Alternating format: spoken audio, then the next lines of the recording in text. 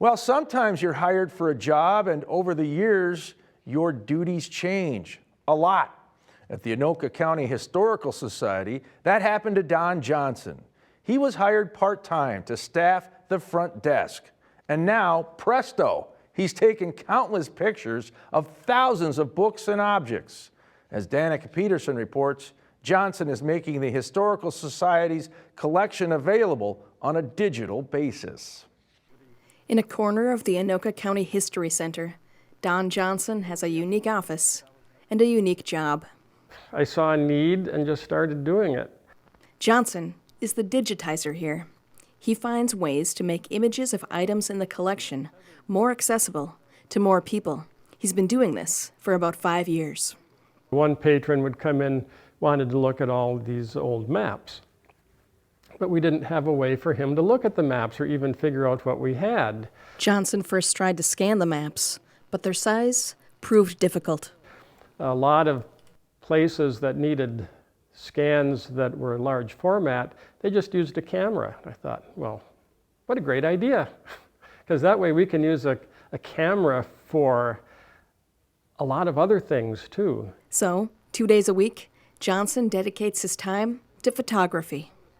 Pretty soon, that's about all I was doing, because there was a need to have not only the new objects coming in to be photographed, but a lot of the stuff that's been in the collection for a long time needed to be rephotographed or had never been photographed in the back.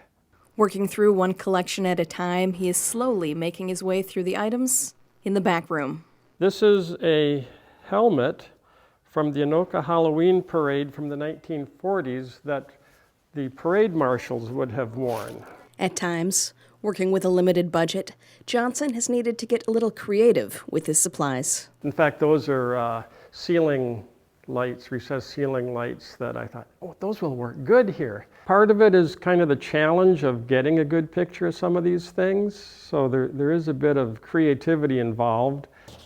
I read a lot of what I could online about how to get good photographs of these kinds of objects, and it says where you should position the lights, and if you read between the lines, what everything would come down to is you put the lights where they give you what you want.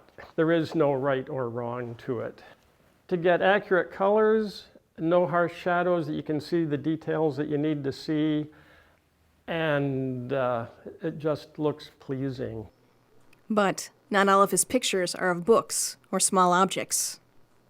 Creative challenges with getting some of these photographs, which I find kind of fun.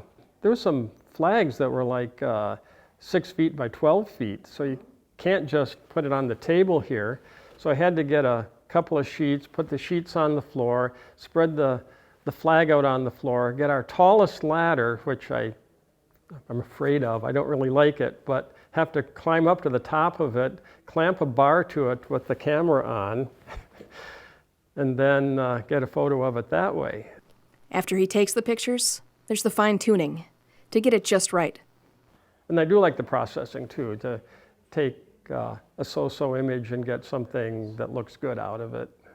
Let me get rid of this, minimize that. I'd say that's going to be a little overexposed, but it can be fixed. And then the items head back to storage. And then this box would also be given a location ID. It doesn't have it on it now. So then this would be location 10.4_D23. He's not done yet, but he's getting there. One picture at a time.